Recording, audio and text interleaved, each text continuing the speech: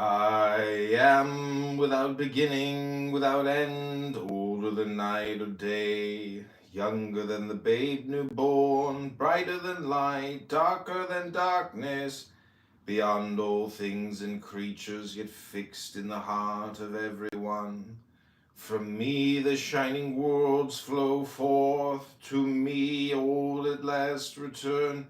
Yet to me neither men nor angels may draw nigh, for I am known only to myself, ever the same as mine inmost being, absolutely one, complete, whole, perfect, always itself, eternal, infinite, ultimate, formless, indivisible, changeless.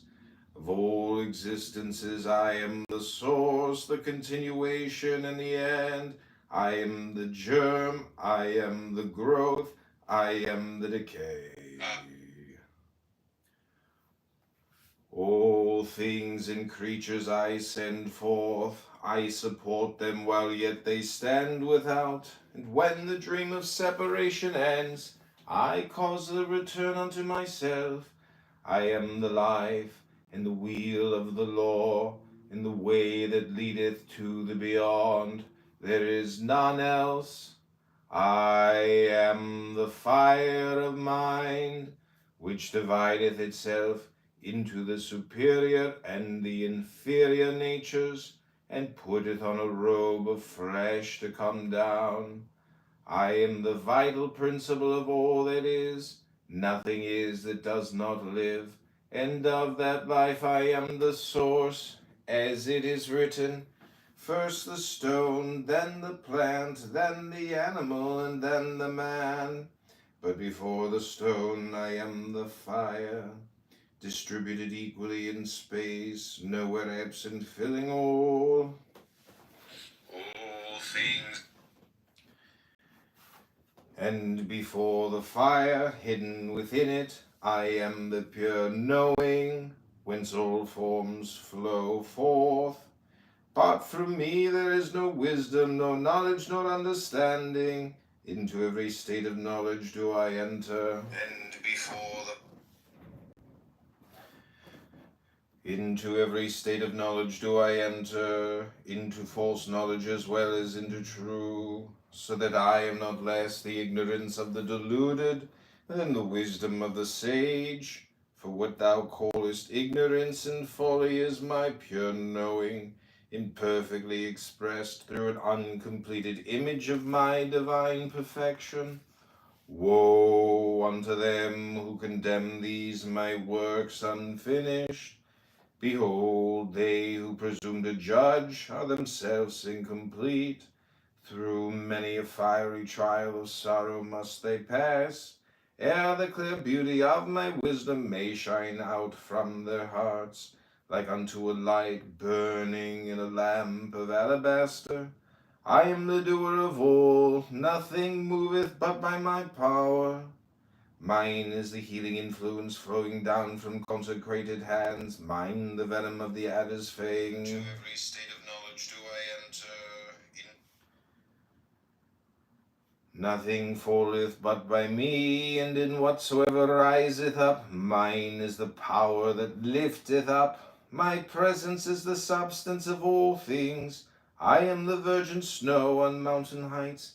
I am the fruitful loam in valley depths.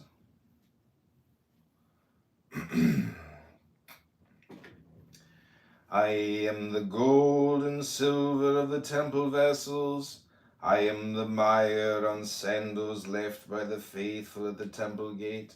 See me and regard me equally in all, O Israel, and thou shalt see indeed. For seeing thus, shalt thou see too, that nothing is or can be my antagonist. All and in all shall I fight myself. What hath power to limit or defeat the very source of power? Know then that all thy sense of conflict is but the shadow play of ignorance.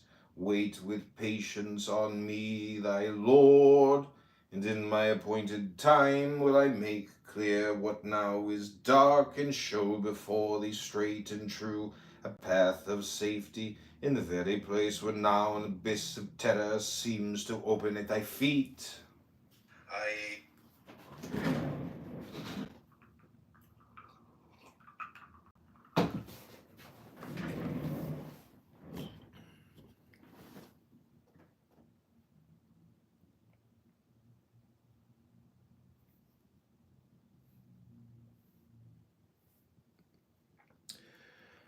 I am the beginning of all beginnings, checked by neither time nor space, held by no bonds of name or form, present everywhere, centering the full perfection of mine exhaustless power.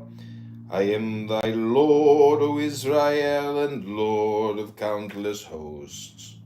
Seek me in the Holy of Holies, in the heart of the true temple on the holy mountain. Behold, I am with thee always, and I never sleep.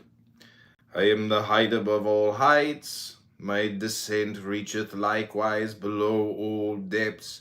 Yet am I poised forever between height and depth in perfect balance. Consider me under the aspect of Aleph. There shalt thou find both height and depth, and the path also which joineth them for descent and return. Aleph in truth am I. I am the ox of solar fire, whose radiance lighteth all the world, whose life breath ebbeth and floweth in creatures great and small, whose power taketh form in all the acts of man, of beasts, of plants, yea, and of things which seem inanimate as well. Aleph am I, the patient burden bearer, strong to carry the heavy load of the manifest. Aleph am I, the eternal worker, by whose might all fields are tilled, and from whose life all seeds derive their growth and increase. Aleph am I, the first and the root, from mine unfathomable will. The universe hath its beginning, in my boundless wisdom are the types and patterns of all things. Before all worlds I was, in all worlds I am, and when worlds are but a memory I shall be. The ox of solar. Aleph am I, the first and the root, from mine unfathomable will. The universe hath its beginning, in my boundless wisdom are the types and patterns of all things. Before all worlds I was, in all worlds I am, and when worlds are but a memory I shall be. Comment on Aleph. Aleph pronounced owl, left. Transcribed as A, the number 1, meaning ox, the fiery intelligence. Throughout this text, the proper name Israel should be understood as applying to the spiritual Israel. This name means he shall rule as God, and thus the text is addressed to all who, by identifying themselves with the divine will, become unobstructed channels for its expression. Thus they truly live the divine life and consequently share in the divine rulership.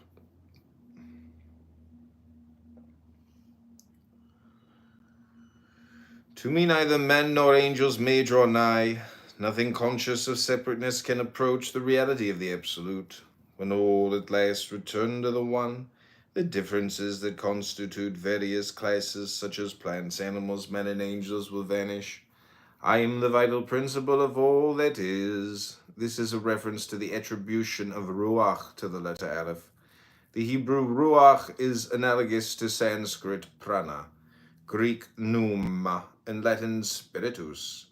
Every one of these words means breath, and every one means life. The meditation says emphatically that this life breath animates even those forms which are commonly regarded as being lifeless. The phrase "my works unfinished" is a key to the whole philosophy of good and evil running through these meditations. In the thought of the author, we live in a dynamic, growing organism which we call the universe. The purpose for which that organism has been projected into relative manifestation is not yet fully achieved. It is not a finished mechanism.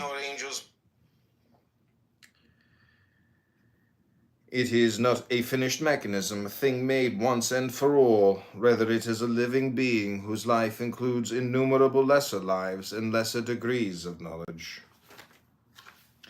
The magician, the meditation on Beth. One and one only am I in essence, changeless and divisible, concealing within my being the 10 lights of divine emanation.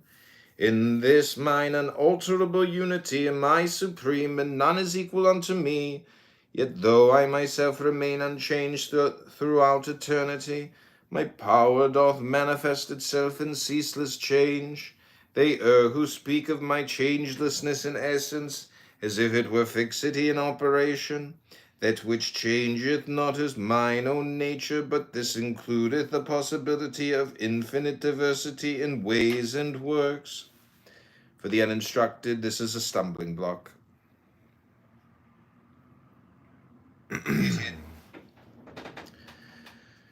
Confused by words of double meaning, they perceive not that this, mine immutable nature, is an essence whose first ground is life, and not mere being. Thou knowest me not, O Israel, if thou regardest me only as he who is. They know me indeed who know that I am he who liveth. I am life itself, and without mind there is no life. I am the essence of mind, and the essence of mind is will. Of my will, all created wills are but reflections. The essence of that will, what is it but desire? I am life eternal, and I am the eternal longing for manifestation, because of which I bring forth the shining worlds. For this I divide myself, becoming confused by words of these two, the first is the crown of my primal will. This my superior nature standeth above the world, which floweth forth from mine act of knowing. Yet even the superior nature is to mine inmost essence as something outside, and therefore is it to me as Beth, my house, for I am within it, and it is an emanation from me. Nevertheless, I fill my dwelling place. Hence it is written that the Supreme is distinguished from the crown by name only. In my supreme abode stand I as the onlooker. Because of mine unwavering contemplation, the stream of manifestation continueth on its course. Whatsoever existeth hath its beginning in my will, continueth in my will, and by my will cometh at last to its appointed end. Then this indeed there is no other will in all the universe, yet in it to all creatures have a part.